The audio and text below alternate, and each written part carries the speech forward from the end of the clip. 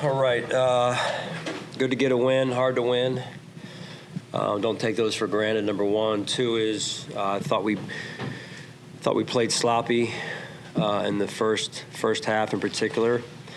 And then just overall, we got to clean some things up. Second half was a lot better, and controlling the line of scrimmage offensively and defensively with the takeaways.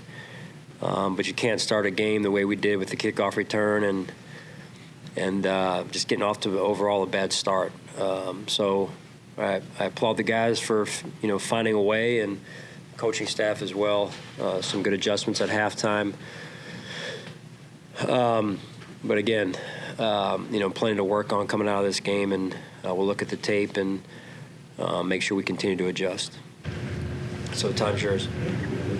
Sean, some frustration with the play of Balin. I know that he's been dealing with those calf injuries, set another one. Now he's overloading the one and hurting the other one a little bit. What went into the decision to play him tonight, and what did you see from him? Well, Milano was hurt, obviously, and Dorian's been banged up a little bit, dealing with an elbow. So just felt like Balin on early downs would help us there, and then Dorian on third down. So we tried to piece it together. And then also not really knowing, I think Balin tweaked his calf on Thursday, I believe it was. Not really knowing if either of those guys would be available as well. So, and didn't want to overload either one of them. So I'm just trying to patch it together best we could there, and applaud Dorian for going out there and being able to stay out there. So unfortunate again for Balin with his calf, and just had one of those years, it seems like. John, you were down Milano and then the three guys in the secondary who were out last week as well. How much of that was maybe playing it safe given where you are in the season and where you are in the standings versus they just weren't ready to go?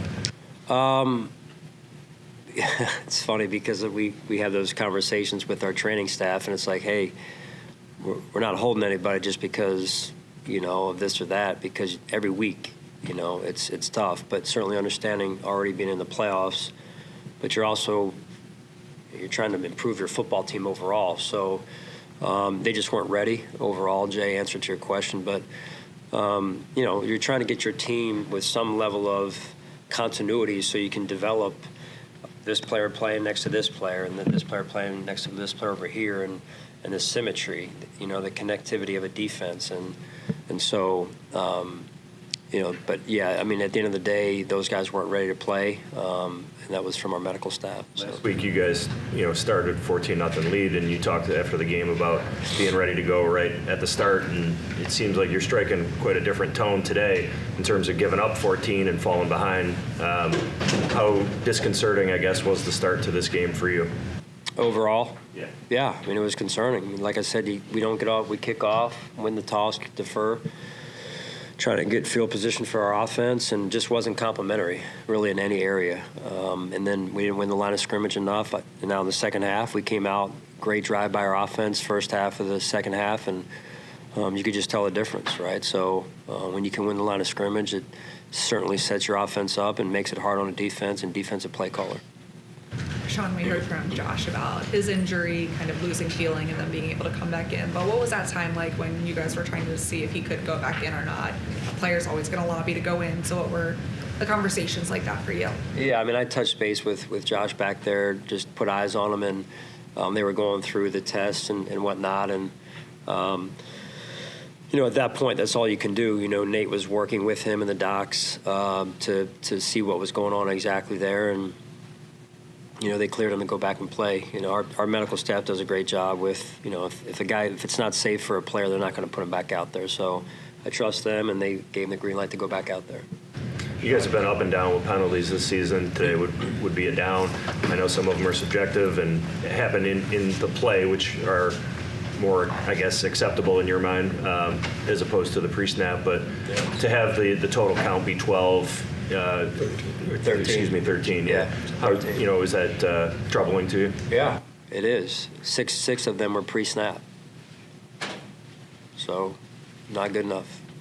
And I think they had 5 penalties overall. We had 13 overall, 6 of which were pre-snap. So we got to come out with with more discipline and can't beat yourselves. I mean, when you just look at the numbers kind of blended all together here, but first half and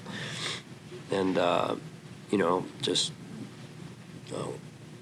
beating ourselves and not getting into a rhythm on offense. So they had some third down conversions against the defense, which should never happen, and third and long in particular, 7 plus. So rushing coverage have to work better together there. Look, there's some young players out there too. They're going to learn from some of those situations and experiences.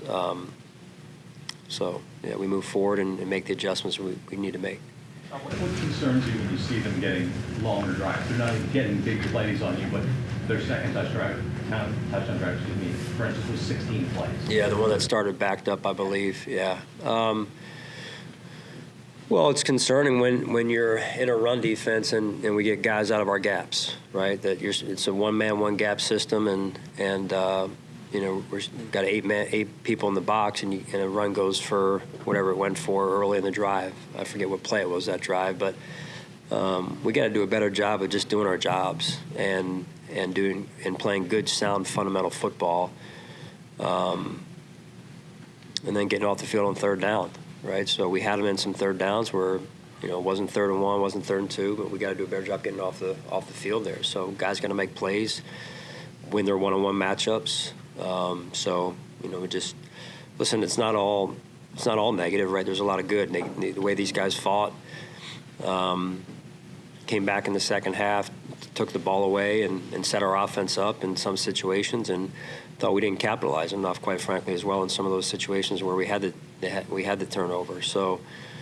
just all in all, listen, I'm super grateful that we won the game. But I think we can play better than that, and I think the players agree. Josh, had the block on a couple weeks ago, and then today they got an important short. What's going on with that unit there? Yeah, I should have never been in punt return. Should have been in a defense safe situation, 4th and 2. I think approximately maybe 3 to 4 minutes to go before half, they're trying to steal a possession away from us by keeping us on the field, knowing that we're getting the ball after half as well. So you know how dangerous Josh is. We get the ball before half. We talk about it all the time. We score. We get the ball after half, double dip. So they were trying to limit the amount of times Josh touches the ball and our offense touches the ball, and so we got to do a better job there and making sure we get the right grouping on the field right there for that situation. Was that on Matthew not getting? Yeah, we went. Yeah. We need to be in defense stay. So. John, did anything stand out about why the offense wasn't able to get in a rhythm really much of the first half? Well, the line of scrimmage, I would say overall, and then they were getting into third down style defenses on 2nd and long. To go into great detail at this point, Elena, would be just, hey, let's look at the film and study it a little bit more. But give them credit. They had a good plan and they executed that plan. So give them the credit. You mentioned something good. When you guys need to play, Cook goes 40 plus for a touchdown. He's up, I think, 14 this season. I mean, that's a big number. What's his consistency meant for this offense this season? No, it's been huge. When he is angry and hungry, he runs like it. You can tell. That's really true for all of our backs. You saw Ty come in. Ray had a couple good runs, and they compete with one another. You should see the looks in their eyes when one guy's getting the good runs, the other guy's pissed off, and he looks at me. He wants to get in there and slaps my hand really hard, right? Instead of just giving me a normal high five or whatever. I get it. Those guys are competitive and they compete with one another. It's a good thing, quite honestly. They can slap my hand as hard as they want. Just go out there and run angry. Cam Lewis is a player that's been a rotational guy, special teams, depth piece guy, for a while now. How cool is it as a coach to see that him come up with his first career interception? Yeah, it's awesome. Here's a young man that you guys know his journey, number one, and then two is he hadn't played a lot of safety for us even in practice. He's done some, and Joe Dana's done a really good job with that group. And then with the injuries, all of a sudden he's starting at safety as opposed to just, hey, Cam, be ready to go. as the backup safety and also the backup nickel, starting dime, and then four-core special teams player. He gets pushed into the starting role at safety the last 2 weeks, and I think he's done a real nice job. All right, thanks, guys. Sean. Merry Christmas to everyone.